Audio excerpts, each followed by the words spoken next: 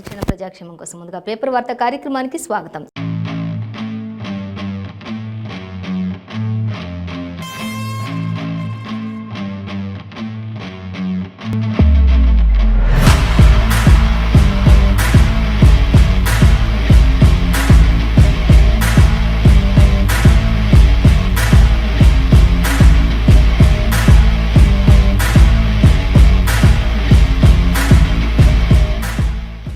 ఈ రోజు మన ముందు ఆంధ్రజ్యోతి వెలుగు దినపత్రికలోని మరి ఏ దినపత్రికలో ఏ వార్తలు అనేది మనం మొదటిగా చూసుకున్నట్లయితే ఫస్ట్ వచ్చేసి ప్రధానమైన వార్తాపత్రిక మనం చూసినట్లయితే వెలుగు దినపత్రిక చూద్దాం. వెలుగు దినపత్రికలో మనం చూసినట్లయితే తెలంగాణ ఎన్నికలు డిసెంబర్ ఫస్ట్ వీక్లోనే ఉంటాయి అనేది మనకి క్లియర్గా మెన్షన్ చేశారు.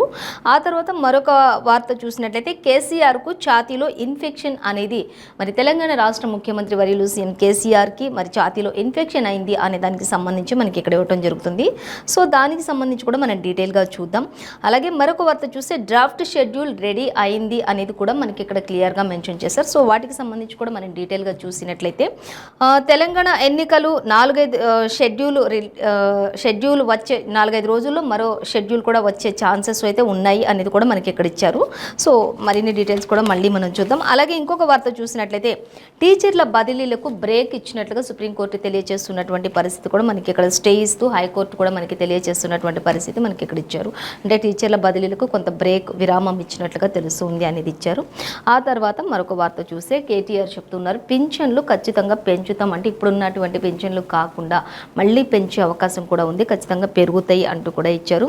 ఇక సెక్రటరియేట్లోకి వెళ్లకుండా సీతక్కను అడ్డుకున్నారు అనేది కూడా ఒక వార్త అయితే మనకి ఇక్కడ కనిపిస్తుంది. సో ఎమ్మెల్యే వెహికల్ను కూడా గేట్ దగ్గరే ఆపేసినటువంటి పోలీసులు అంటూ ఆయా పిక్చర్స్ను కూడా మనకి ఇక్కడ ఎమ్మెల్యే సీతక్కను ఆపేసినటువంటి ఆ ఘటన కూడా దానికి సంబంధించినటువంటి ఆ పిక్స్ అన్ని కూడా మనకి ఇక్కడ ఇవ్వడం జరుగుతుంది. సో అవన్నీ కూడా గమనించవచ్చు.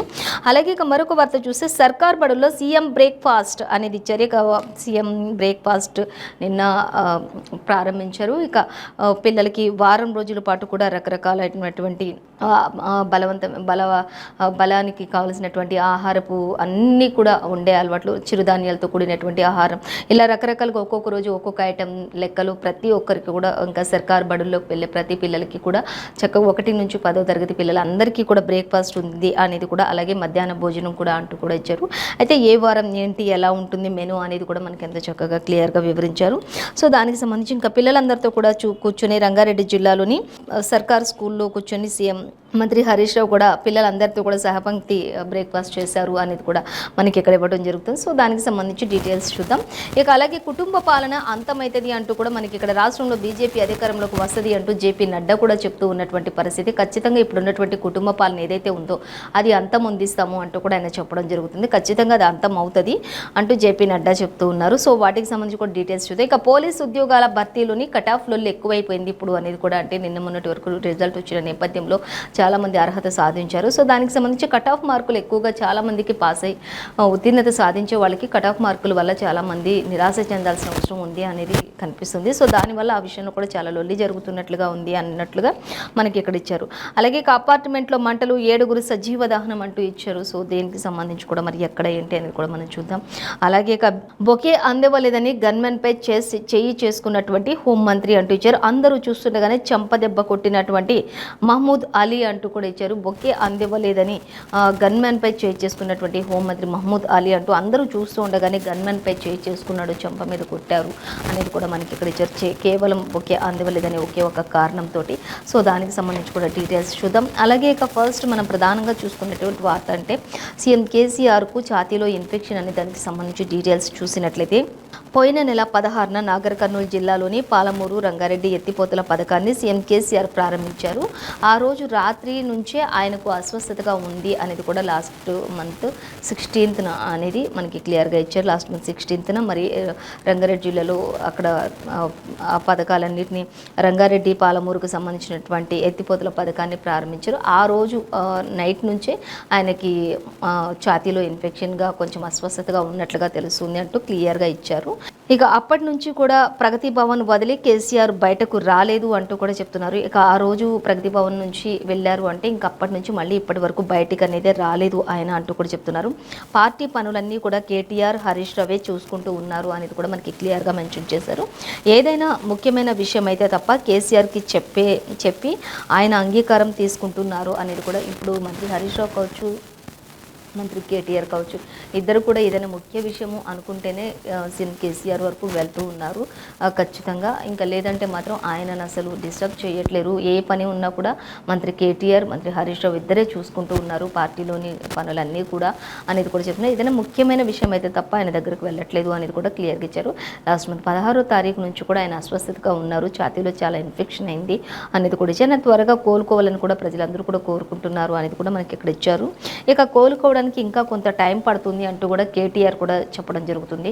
కేటీఆర్ కూడా స్టేట్మెంట్ ఇచ్చారు, ఖచ్చితంగా ఇంకా సీఎం కేసీఆర్ కోలుకోవడానికి కాస్త టైం పడుతుంది అంటూ చెప్తున్నారు. పోయిన నెల 16 నుంచి ప్రగతి భవన్లోనే ఉన్నారు సీఎం కేసీఆర్ అనేది కూడా ఆయన ఎంతో క్లియర్గా మనకి ఇక్కడ చెప్పడం జరుగుతుంది. అలాగే ఇంకా మనం చూసినట్లయితే సీఎం కేసీఆర్ ఇంకా కోలుకోలేదు.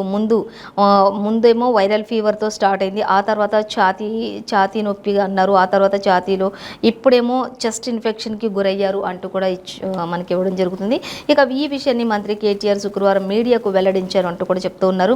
ఇక సీఎం కేసీఆర్కు కొద్ది రోజుల క్రింద వైరల్ ఫీవర్ కూడా వచ్చింది అంటూ కూడా చెప్తున్నారు. ఫీవర్ నుంచి స్టార్ట్ అయింది, ఆ ఫీవర్ నుంచి మెల్లమెల్లగా ఒక్కొక్కటి ఇంకా సంతరించుకుంటూ ఉన్నాయి, ఇలా ప్రతి ఒక్క వ్యాధి కూడా అంటూ ఇచ్చారు. ఇక ఇవన్నీ కూడా తగ్గడానికి కాస్త టైం పడుతుంది, ఇది బ్యాక్టీరియల్ ఇన్ఫెక్షన్ కావడం వల్ల కోలుకోవడానికి టైం పడుతుంది అనేది మాత్రం కేటీఆర్ చెప్తూ ఉన్నారు. అలాగే ఇంకా మ్యాక్సిమం ఎక్కువ సమయం కూడా పట్టొచ్చు, ఎందుకంటే ఇవి ఛాతీ ఇన్ఫెక్షన్ అంటే చాలా వరకు టైం తీసుకుంటుంది కాబట్టి, ఇది బ్యాక్టీరియల్ ఇన్ఫెక్షన్ కాబట్టి, అలాగే వైరల్ ఫీవర్ కూడా సోకింది కాబట్టి ఇవన్నీ తగ్గాలంటే కాస్త టైం పడుతుంది. ఇంకా ఆయన ప్రగతి భవన్ నుంచి బయటికి రావట్లేదు అసలు, ఆయన బయటికి రావాలంటే ఇంకా కాస్త టైం పడుతుంది. ఏదైనా ఇంపార్టెంట్ పనులు ఉంటే మేమే చూసుకుంటూ ఉన్నాము అంటూ కూడా చెప్తూ ఉన్నారు.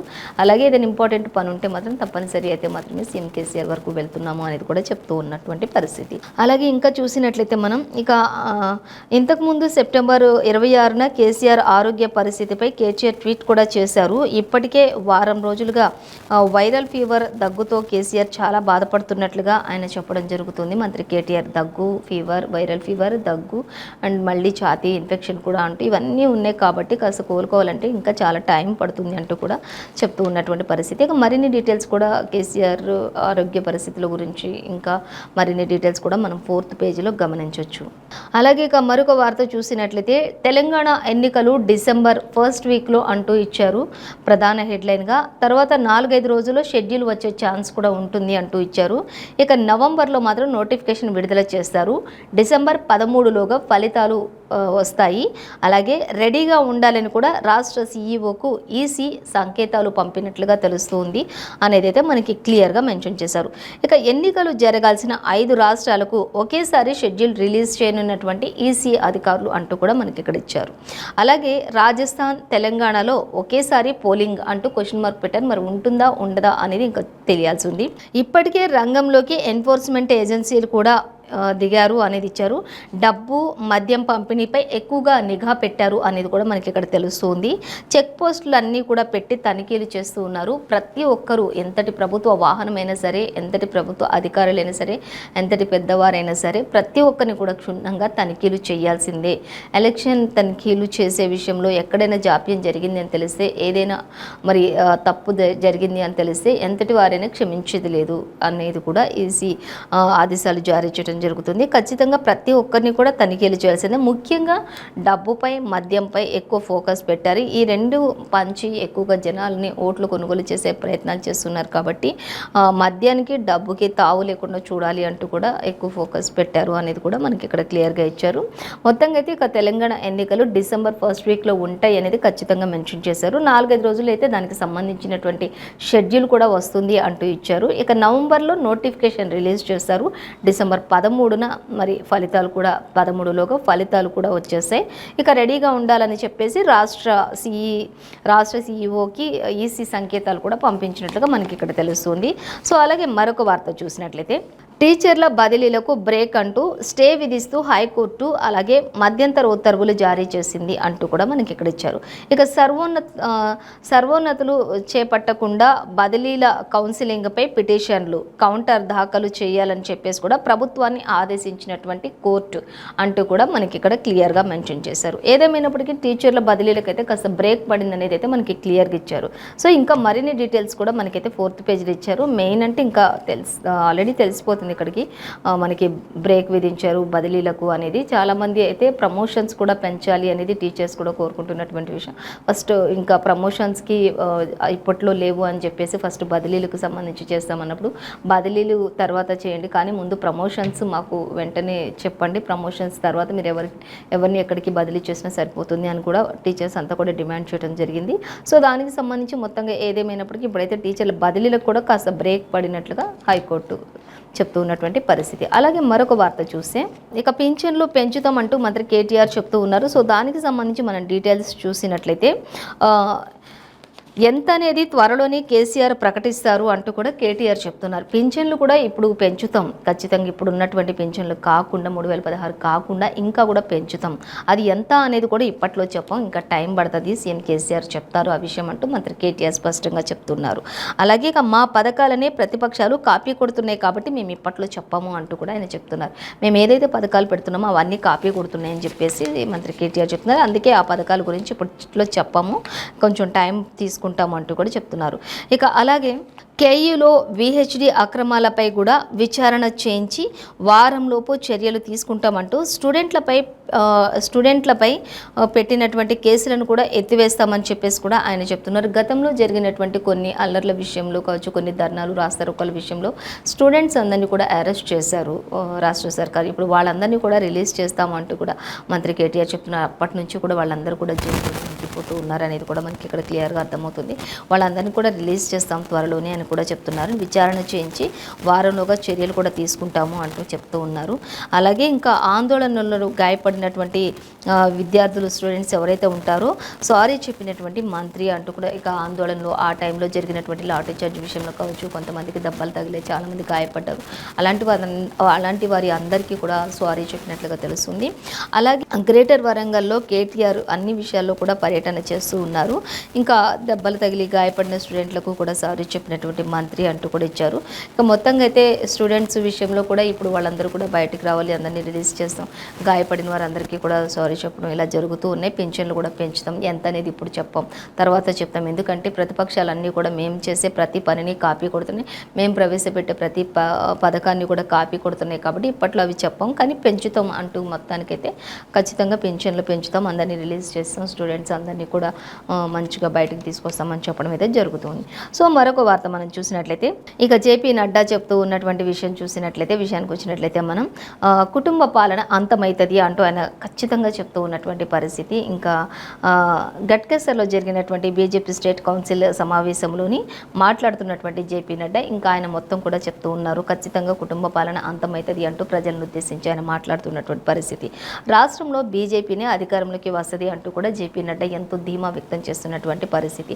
It as to same KTR కూడా అదే చెప్తున్నారు, సీఎం కేసీఆర్ ఖచ్చితంగా హ్యాట్రిక్ కొడతారు అంటూ ఆయన కూడా చెప్తున్నారు. అంటే ఎవరి పార్టీని సంబంధించి వాళ్ళైతే ఖచ్చితంగా ముందుకు దూసుకువెళ్తూ ఉన్నారు. ఎవరు ఏ క్షణంలో ఎటు తారుమారైనా కూడా చెప్పలేమన్నట్లుగా ఉంది. మొత్తంగా కూడా పోటాపోటీగా ఉందని చెప్పుకోవచ్చు. బీజేపీ, కాంగ్రెస్, బీఆర్ఎస్ మూడు కూడా పోటాపోటీగా ఉన్నాయి అని అయితే ఖచ్చితంగా చెప్పుకోవచ్చు తెలంగాణ రాష్ట్ర ప్రభుత్వంలో.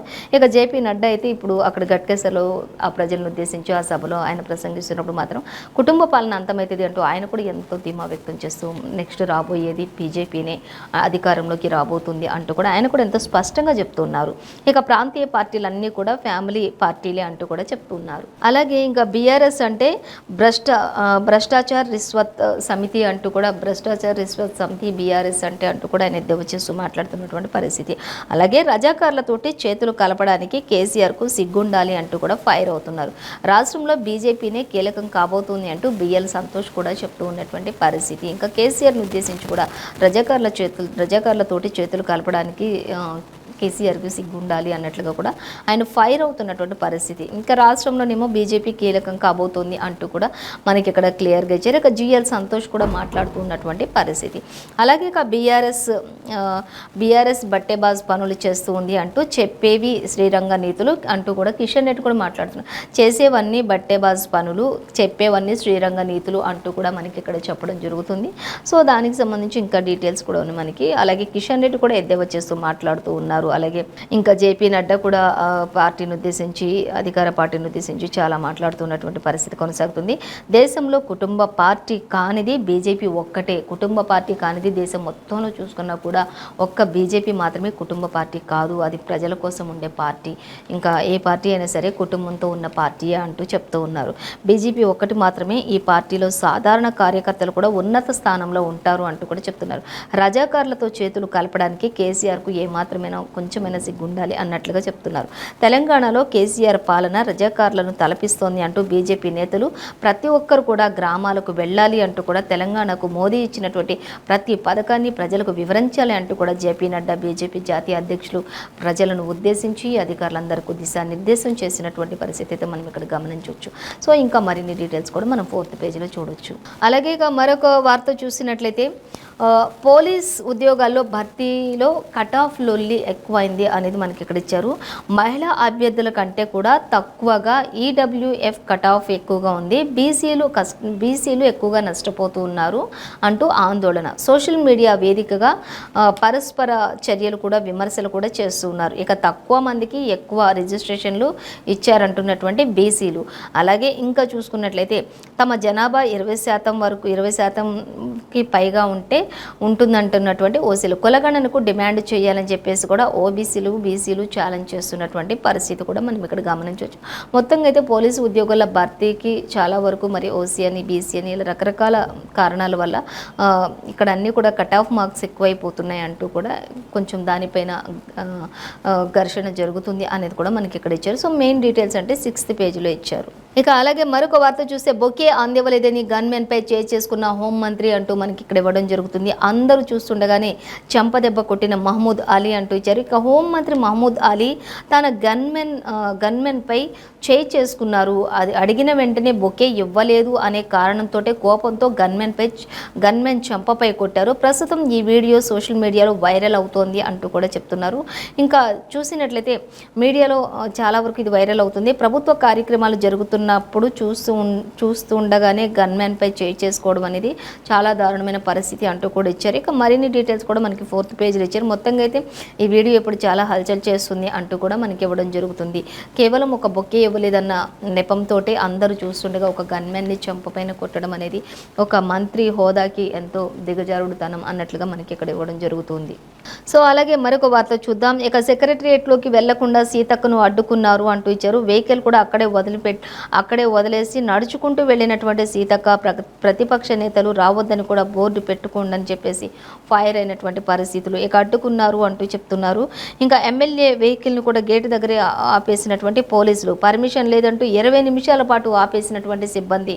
ఇంకా మొత్తంగా అయితే సెక్రటరియట్లోకి వెళ్లకుండా పర్మిషన్ లేదు అంటూ వెహికల్తో పాటు అక్కడే ఆపేశారు. కేవలం నడుచుకుంటూ సీతక్క లోపలికి వెళ్ళడానికి ప్రయత్నించారు అనేది కూడా ఇచ్చారు. మొత్తంగా అయితే ఒక ఎమ్మెల్యేని కూడా వెళ్లకుండా అడ్డుకోవడం ఎంతవరకు సమంజసం అన్నట్లుగా కూడా మనకి ఇక్కడ ఇవ్వడం జరుగుతుంది. సో 20 నిమిషాల పాటు కూడా ఆ బయటనే వాగ్వాదం జరిగింది అంటూ కూడా ఆ వెహికల్తో పాటు ఆపేశారు గేట్ దగ్గరనే అంటూ కూడా మనకి ఇక్కడ క్లియర్గా మెన్షన్ చేశారు. అలాగే ఇక గ్రూప్ 4లో 10 ప్రశ్నలు తొలగించారు. ఫైనల్కి రిలీజ్ చేసినటువంటి టీఎస్పీఎస్సీ మరో వారంలో జనరల్ ర్యాంకింగ్ కూడా ఉంటుంది, లిస్టు ప్రవేశపెడతారు. ఆ తర్వాత తుది ఫలితాలు విడుదల చేస్తారు అంటూ కూడా ఇచ్చారు. స్టడీ పేపర్లో దానికి సంబంధించినటువంటి డీటెయిల్స్ చూడండి. మొత్తంగా అయితే గ్రూప్ 4లో 10 ప్రశ్నలు తొలగించారనేది అయితే మనకి మెయిన్ అర్థమైపోతుంది. సో అలాగే సర్కార్ బడుల్లో సీఎం బ్రేక్ఫాస్ట్ ప్రారంభించినటువంటి మంత్రులు ఎమ్మెల్యేలు దసరా తర్వాత అన్ని స్కూళ్ళల్లో కూడా ఇది అమలు చేస్తామంటూ కూడా చెప్తూ ఉన్నారు. ఇంకా చూసినట్లయితే రంగారెడ్డి జిల్లాలోని రావిర్యాలలో పిల్లలతో కలిసి బ్రేక్ఫాస్ట్ చేస్తున్నటువంటి మంత్రి హరీష్ రావు అంటూ కూడా ఇచ్చారు.